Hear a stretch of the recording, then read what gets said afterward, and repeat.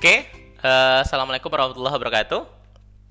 Kali ini kita akan ngebahas video lanjutan pembahasan soal ujian semester untuk IPA kelas 8. Di video pertama udah kita bahas soal dari nomor 1 sampai soal nomor 10. Di video kedua ini kita ngebahas soal dari nomor 11 sampai soal nomor 20.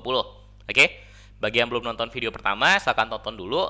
Linknya nanti bakal muncul di kanan atas ini. Oke, terus bagi yang mau download soalnya, yang mau kerjakan dulu, latihan sendiri dulu, baru nanti lihat pembahasan ini. Kalau mau download soalnya, link untuk download soalnya ada pada deskripsi video di bawah. Oke? Nah, sekarang kita bahas soal nomor 11. Sebuah benda berada pada jarak 40 cm dari cermin cembung, dengan fokus berada pada jarak 10 cm. Jarak bayangan dari cermin dan sifat bayangannya adalah... Oke. Ini berkaitan sama persamaan umum pada cermin. Persamaan umum cerminnya cermin cembung atau cermin cekung. Kita tulis saja cermin lengkung. Bisa cembung, bisa cekung. Kalau pada cermin datar ini nggak berlaku. Nah, secara umum pada cermin lengkung, mau dia cembung atau cekung, ada persamaan 1/F nilainya sama dengan 1/S ditambah 1/S aksen. Oke?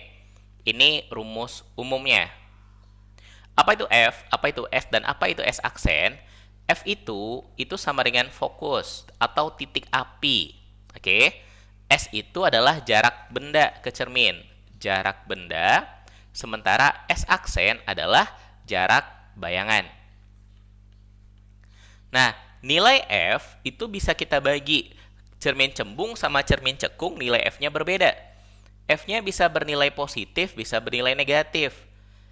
F akan bernilai positif kalau cerminnya adalah cermin cekung. Oke? Nah, F bernilai negatif kalau cerminnya adalah cermin cembung. Ini untuk cermin ya.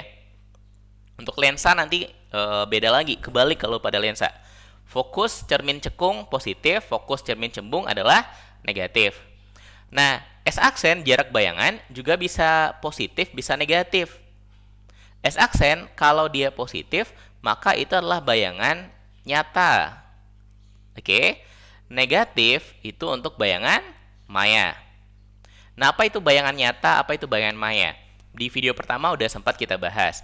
Bayangan nyata adalah bayangan yang terletak pada sisi yang sama dengan benda. Misalnya gini. Ini cermin. Cerminnya kita anggap cermin cekung. Terus kemudian ada benda di sini. Ini benda misalkan. Lalu bayangannya ada di sini. Ini bayangan. Maka bayangan ini kita sebut bayangan nyata. Oke? Karena bayangan terletak pada sisi yang sama dengan benda. Terletak sama-sama di depan cermin. Oke? Kalau bayangan ini kita tulis bayangan nyata. Kalau seandainya bayangan di sini, misalkan bayangan di sini. Ini bayangan. Berarti bayangan ini adalah bayangan maya. Oke? Karena terletak di seberangnya benda. Benda di depan cermin, bayangannya di belakang cermin, maka bayangan itu bayangan maya. Kalau bayangan nyata, bendanya ada di depan cermin, benda juga ada di depan cermin, maka bayangannya disebut bayangan nyata. Oke? Kalau pada hitung-hitungan, kita membedakannya berdasarkan tanda positif atau negatifnya. Oke? Atau rumusnya nggak harus pakai rumus ini. Kalau mau lebih cepat, kita bisa pakai persamaan. Kalau kita mau mencari F, maka F itu sama dengan S yang dikali sama S aksen, oke, dibagi S yang ditambah sama S aksen. F sama dengan S kali S aksen yang dibagi sama S tambah S aksen. Nah, gimana kalau kita mencari salah satu S atau S aksen? Juga bisa, polanya mirip sama ini. Kalau S yang mau kita cari, maka persamaannya nanti adalah S aksen yang dikali sama F yang dibagi sama S aksen kurang F. Oke? S aksen kali F dibagi S aksen kurang F. Kalau kita mau cari S aksen, ya tinggal ganti S aksen ini jadi S. S kali F yang dibagi sama S kurang F. Oke? Ini persamaan lainnya. Kalau mau lebih cepat. Oke? Kalau mau pakai ini juga lebih bagus karena ini berlaku umum untuk semua. Pokoknya apa aja yang diketahui bisa pakai rumus ini. Kalau mau lebih cepat, pakai satu di antara tiga ini, tergantung apa yang ditanya. Nah, sekarang perhatikan soalnya. Sebuah benda berada pada jarak 40 cm dari cermin cembung. Benda 40 cm dari cermin. maka itu adalah S. Jadi yang diketahui di soal ini S. Nilai S-nya itu sama dengan 40 cm. Dari cermin cembung, karena cerminnya cembung, maka fokusnya nanti adalah fokus yang bernilai negatif. Oke? Fokusnya jaraknya 10 cm, berarti F-nya 10 cm. Karena cembung, kita kasih min di sini, min 10 cm. Oke? Jarak bayangan dari cermin dan sifat bayangannya. Jarak bayangan adalah S aksen. S aksen yang ditanya. Oke? Pakai apa? Pakai aja persamaan ini biar lebih cepat. S aksen sama dengan S kali F yang dibagi sama S kurang F.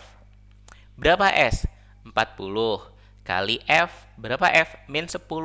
Berapa 40 yang dikali sama min 10? Min 400. Oke? S kurang F, berapa S-nya? 40. Kurangi, berapa F-nya? Min 10. Min ketemu min jadi apa nanti? Jadi tambah, sehingga jadi min 400 yang dibagi sama, ini tambah jadi 50. Oke?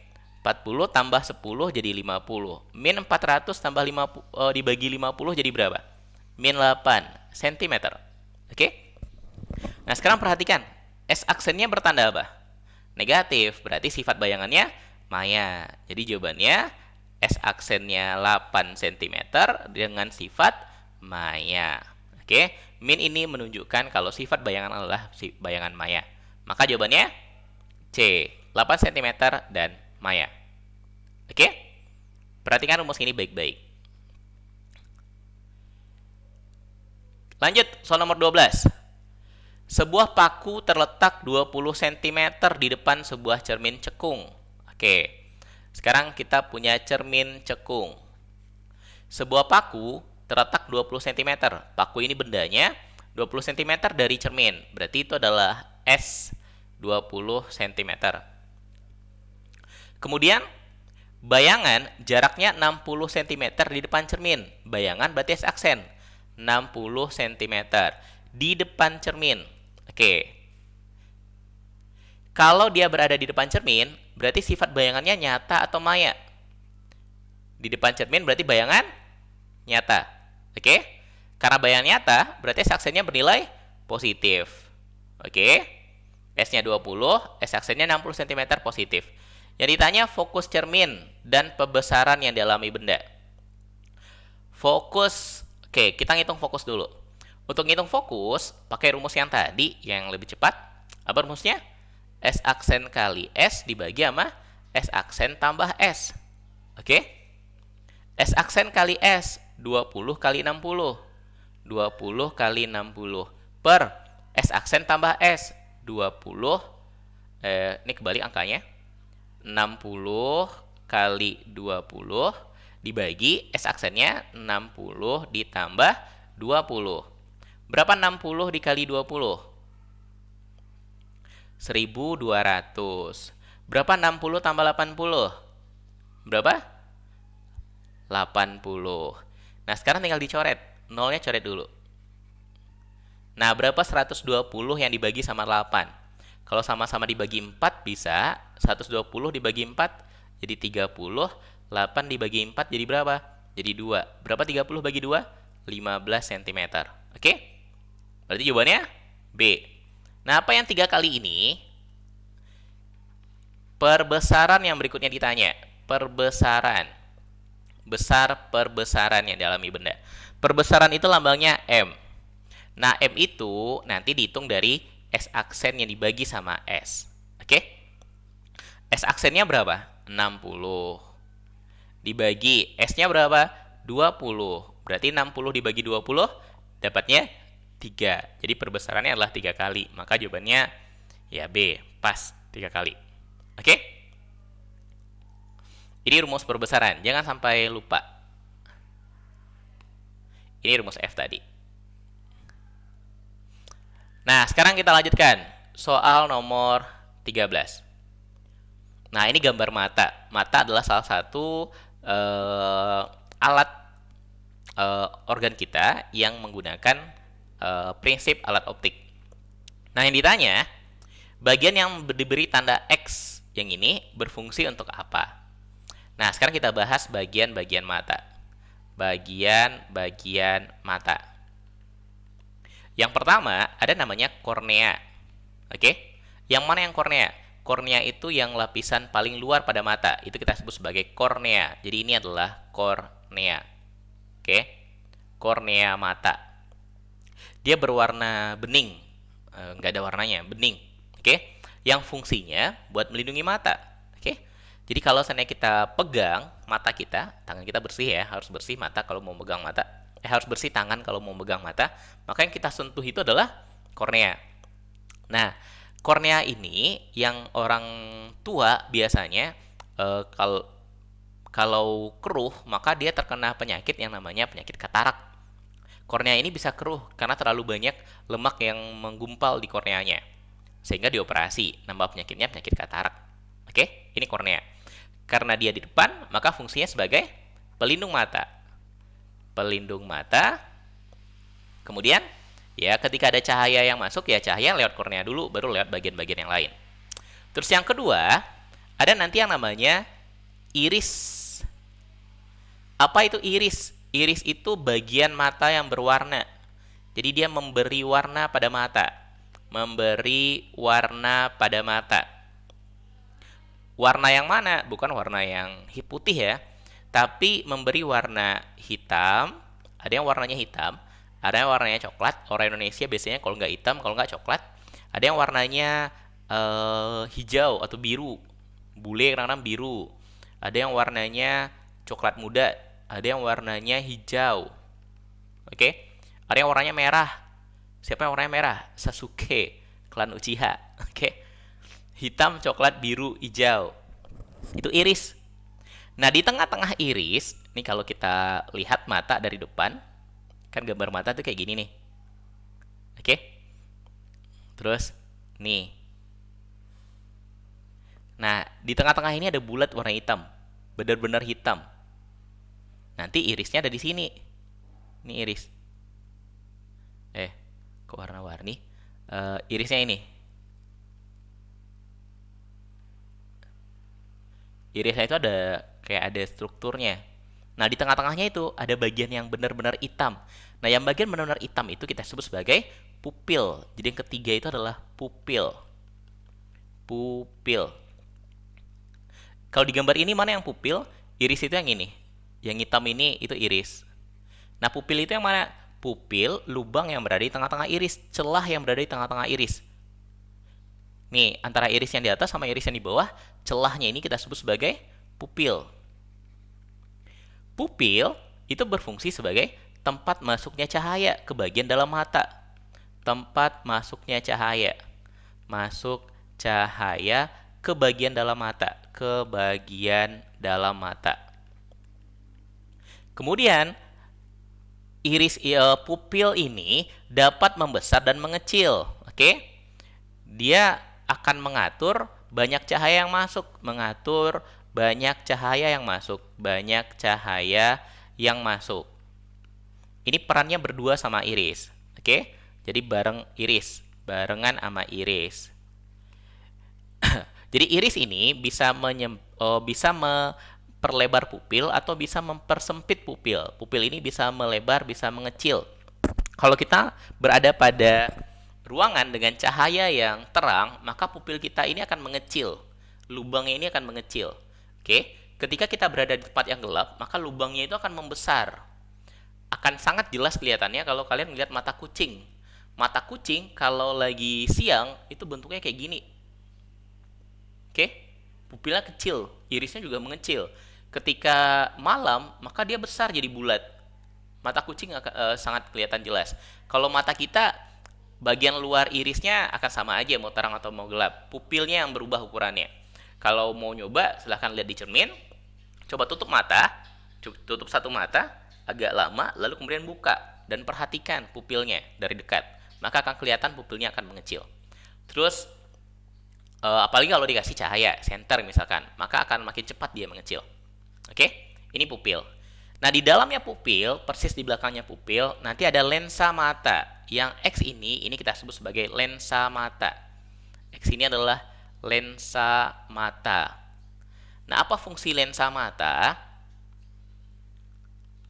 Lensa mata berfungsi untuk memfokuskan cahaya. Memfokuskan cahaya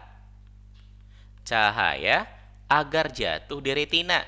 Agar jatuh di retina. Yang mana yang retina? Retina itu di belakang ini.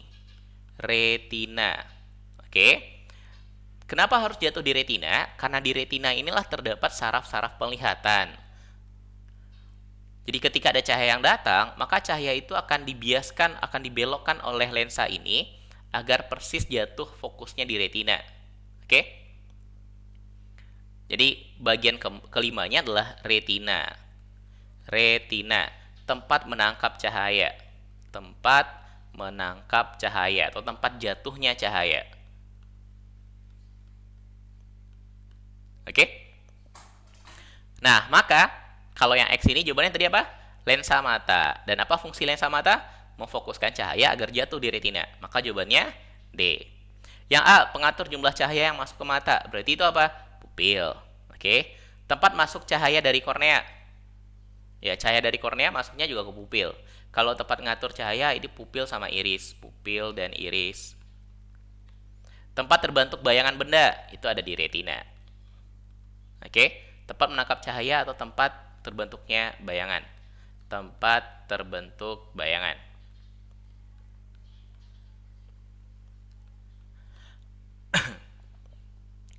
Lanjut ke soal nomor 14. Nah, ini masih gambar mata tadi. Perhatikan gambar pembentukan bayangan pada mata berikut ini. Kalau matanya normal, maka titik ini, titik terbentuknya bayangan, itu persis berada pada retina, tepat jatuh di retina. Tapi kalau seandainya dia terjatuh, bayangan terbentuk di depan retina atau di belakang retina, maka mata ini adalah mata yang mengalami gangguan. Bisa rabun jauh, bisa rabun dekat. Oke? Nah, kalau dia jatuh di depan retina, kita bahas dulu cacat matanya. Cacat mata. Ada dua jenis cacat mata. Ada rabun jauh, ada rabun jauh, ada rabun dekat. Ada rabun dekat. Nah, perbedaannya di mana? Orang rabun jauh itu dia nggak bisa ngelihat jauh. Disebut rabun jauh gara-gara dia nggak bisa ngelihat jauh. Rabun dekat gara-gara nggak bisa ngelihat jelas pada jarak yang dekat. Contohnya misalkan kalau kalian perhatikan nenek-nenek kalau mau baca buku, maka bukunya ditarik jauh-jauh dari matanya. Oke? Maka disebut sebagai rabun dekat. Orang rabun jauh biasanya anak-anak sekolah. Kalau duduk di belakang itu nggak kelihatan tulisan di papan tulis, kurang jelas. Kalau duduk di depan baru kelihatan agak jelas. Itu namanya rabun jauh. Nah, apa penyebabnya? Rabun jauh disebabkan gara-gara bayangan terbentuk di depan retina. Terbentuk di depan retina. Di depan retina. Kayak gambar ini, bayangannya ada di sini nih, berada di depan retina. Kalau rabun dekat, bayangan terbentuk di belakang retina. Terbentuk di belakang retina. Di belakang retina.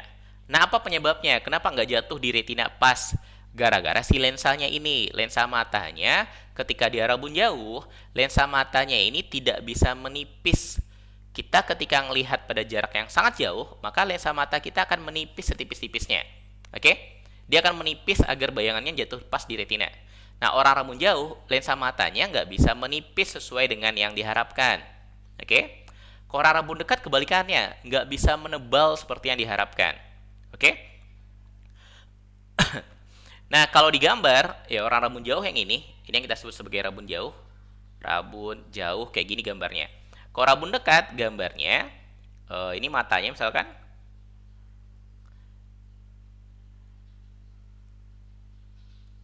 Ini mata, ini lensanya.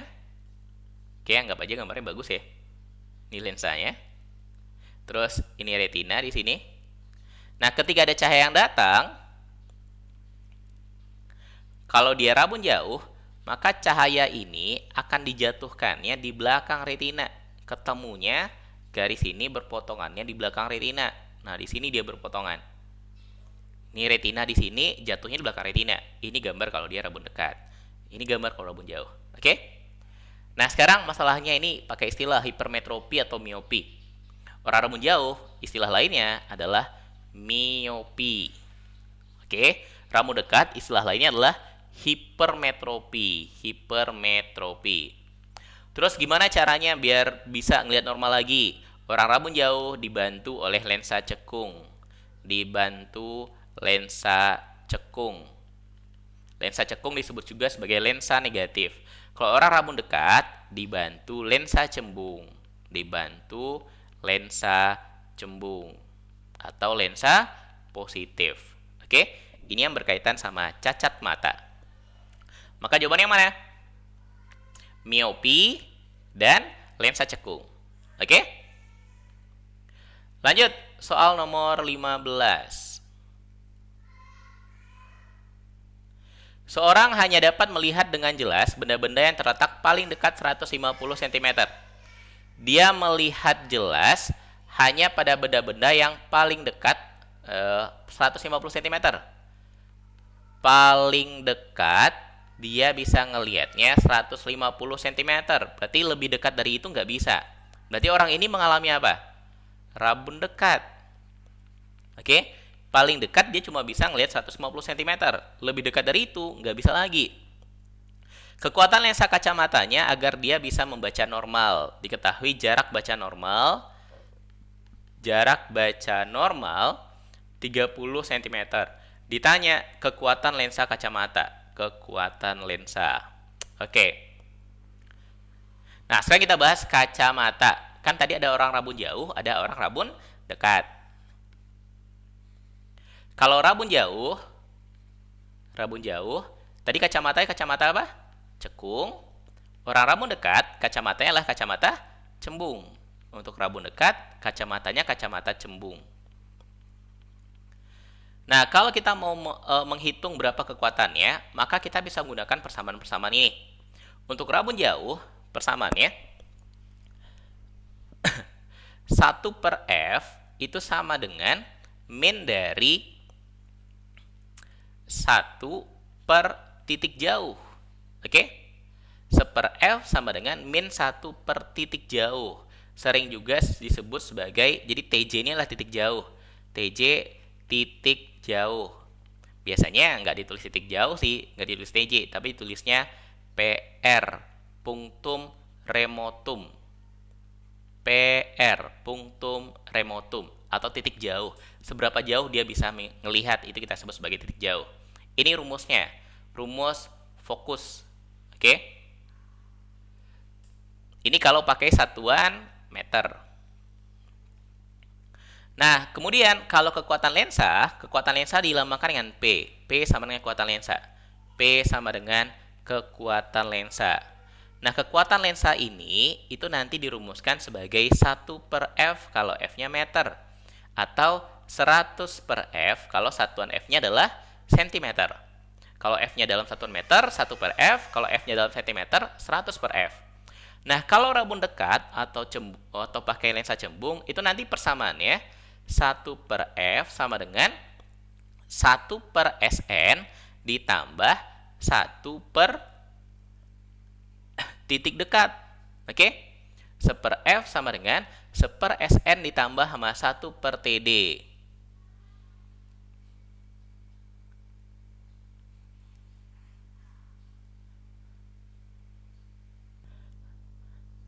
Salah. Bukan ditambah, tapi dikurang. Ini dikurang. 1/Sn dikurangi sama 1 per TD. Apa itu TD? Kalau TJ titik jauh. Kalau TD ini adalah titik dekat mata. Titik dekat mata. Atau sering juga disebut sebagai punctum proximum atau PP. Punctum proximum, titik dekat. Punctum remotum, titik jauh. Oke? Orang yang punya titik jauh berarti dia rabun jauh. Orang yang punya titik dekat berarti dia rabun dekat. Nah, apa itu SN? SN ini kita sebut sebagai jarak baca normal.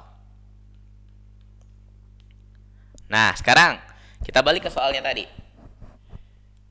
Dia bisa membaca paling dekat Oke, dia dapat melihat dengan jelas. Paling dekatnya itu 150 cm. Maka 150 cm itu yang kita sebut sebagai titik dekat matanya. Jadi TD-nya sama dengan, jadi di soal ini yang diketahui TD sama dengan 150 cm. Kemudian kekuatan lensa kacamata yang digunakan agar dia dapat membaca normal. Jarak baca normalnya 30 cm. Berarti SN-nya 30 cm. Yang ditanya berapa kekuatan lensa. Karena dia punya titik dekat, maka orang ini adalah orang yang rabun dekat. Oke, ada TD-nya untuk rabun dekat. Maka untuk mencari P-nya, cari dulu F. 1 per F sama dengan 1 per SN. Masukkan angka SN, 30 kurang 1 per TD, 150. Samakan penyebutnya dulu jadi berapa? 150. 150 bisa dibagi 30 kan? 150 bagi 30, 5 kali 1, 5. Ini jadi 1. Oke, maka jadi berapa? 5 kurang 1, 4 per 150. 1 per F, 4 per 150. Berarti kalau F-nya saja 150 yang dibagi 4. Berapa 150 dibagi 4? 37,5 cm. Oke? Nah, sekarang kita cari P-nya. P karena F-nya dalam satuan senti, maka P itu ini nggak usah dijadikan segitu, 150 per 4 aja. Nah, kalau kita mencari F itu kan 1 per F. F sama dengan 1 per F.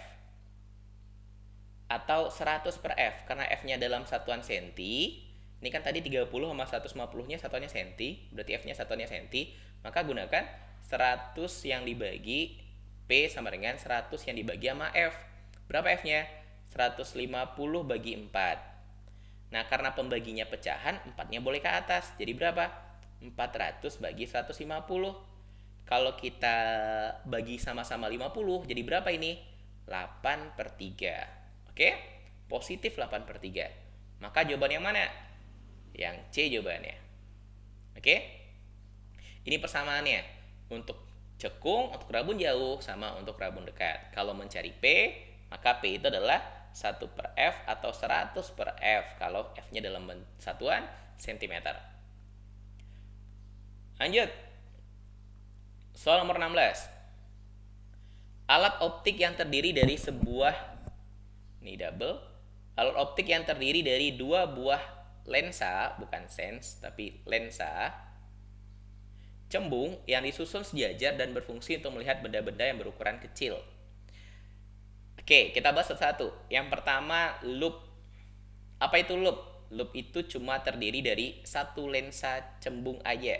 Oke, lensanya lensa cembung. Satu lensa cembung. Itu loop. Lalu apa fungsi loop? Loop berfungsi untuk melihat benda yang kecil. Melihat benda yang kecil. Melihat benda yang kecil. Kecilnya ya masih kecil yang masih dilihat oleh mata. Misalkan lihat semut masih bisa dilihat oleh mata. Cuma kalau pakai loop, semutnya akan terlihat lebih besar. Oke? Yang kedua, ada mikroskop. Kalau loop terdiri dari satu lensa cembung, kalau mikroskop terdiri dari dua lensa cembung. Oke? Mikroskop ini komponen utamanya adalah dua lensa cembung yang disusun secara sejajar. Oke? Apa fungsi mikroskop? Mikroskop berfungsi untuk ya sama, melihat benda tapi dengan ukuran yang sangat kecil. Melihat benda yang sangat kecil. Maka jawabannya ini mana? B, mikroskop. Yang C, teleskop. Teleskop buat apa? Untuk fungsinya aja teleskop udah jelas salah. Teleskop berfungsi untuk melihat bintang atau benda-benda langit lainnya. Oke? Cuma bentuk teleskop itu sama kayak mikroskop. Terbuat dari dua lensa cembung yang disusun sejajar. Terdiri dari dua lensa cembung yang disusun secara sejajar. Cuma fungsinya berbeda. Melihat benda-benda langit. Melihat benda-benda langit. Nah, kalau teropong biasanya terdiri dari 3 lensa. Oke? Teropong terdiri dari 3 lensa. Apa aja lensanya?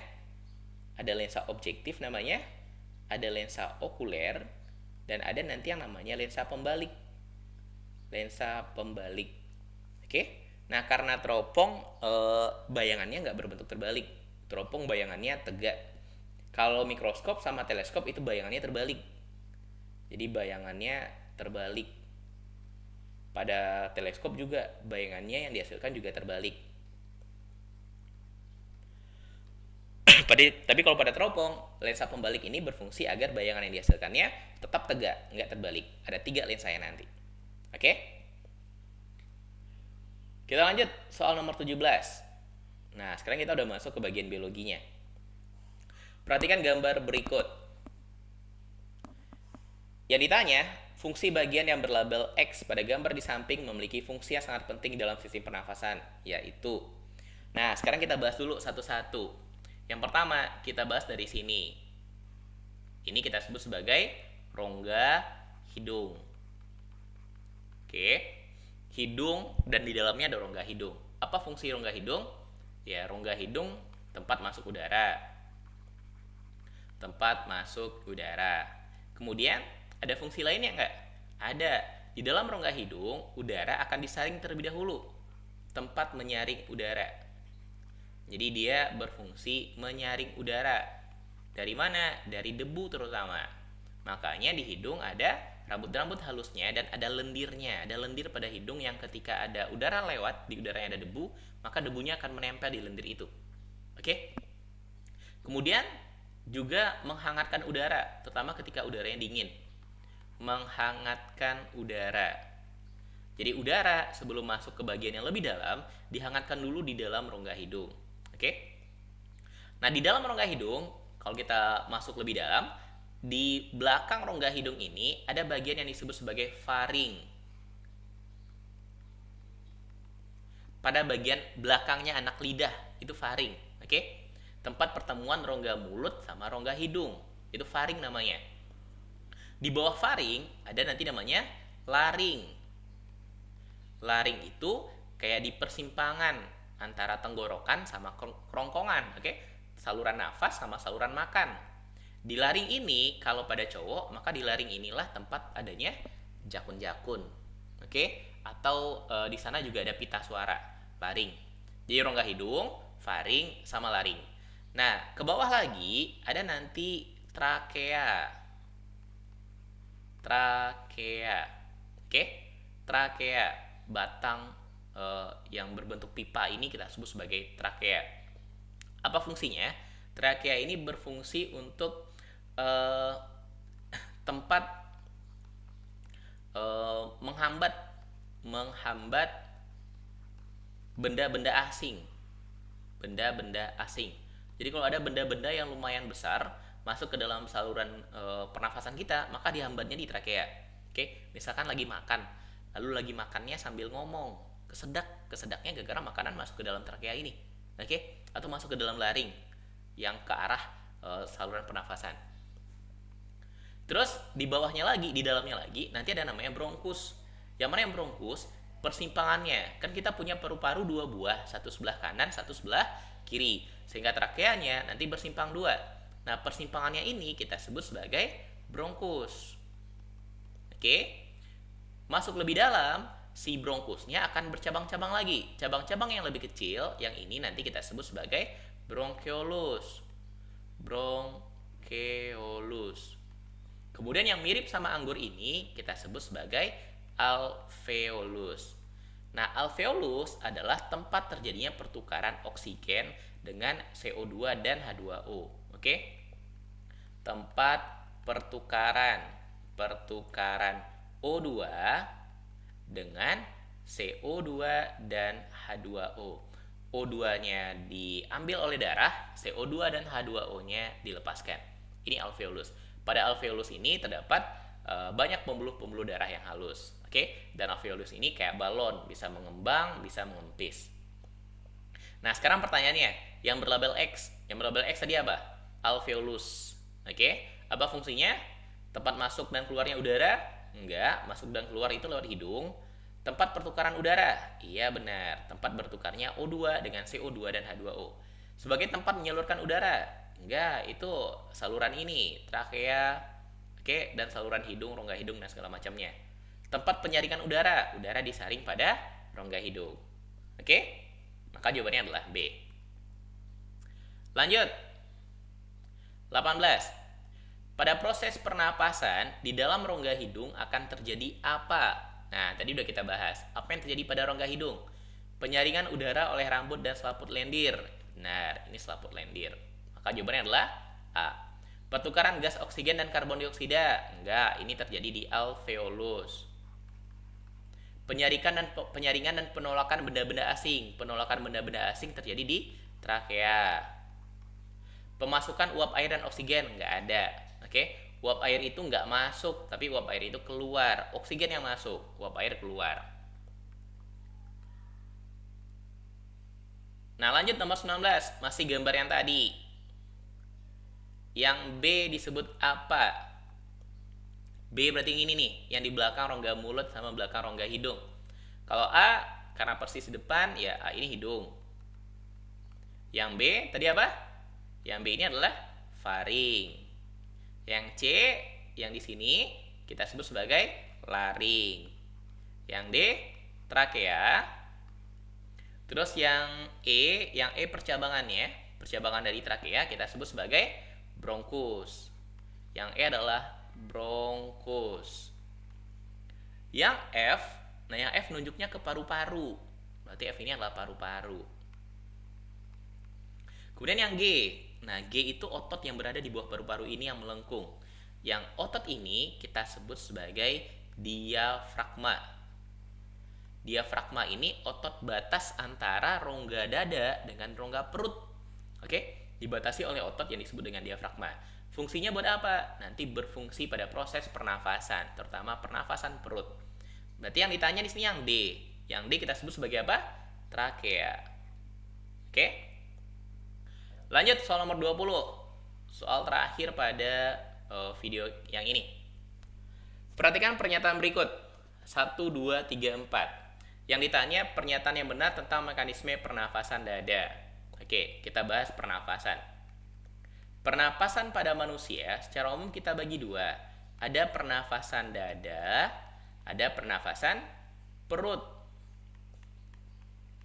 Oke, di mana letak perbedaannya? Kalau pernafasan dada, pernafasan ini menggunakan otot-otot antar tulang rusuk.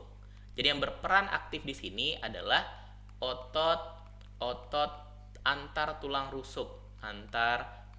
rusuk, Sementara pernafasan perut yang berperan aktif itulah diafragma. Dia menggunakan otot diafragma.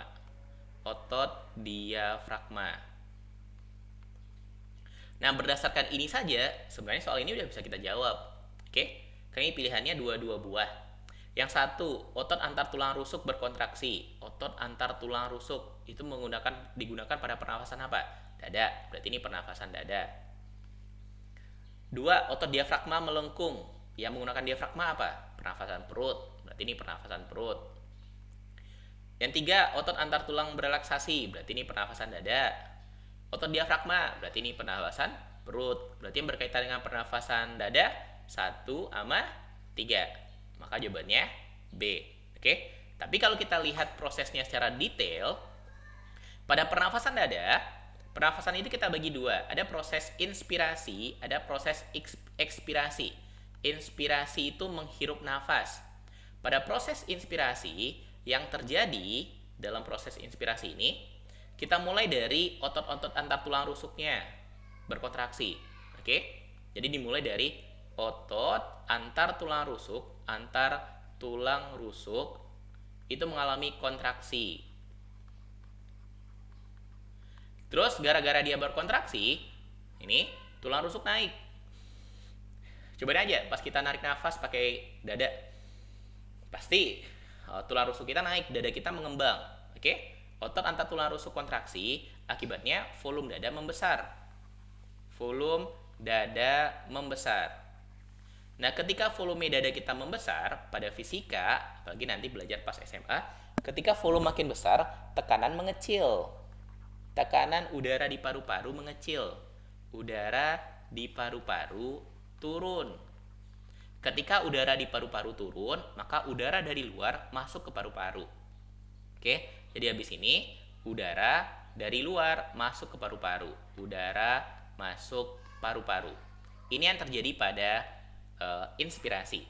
Pada ekspirasi yang terjadi sebaliknya, tinggal dibalik saja.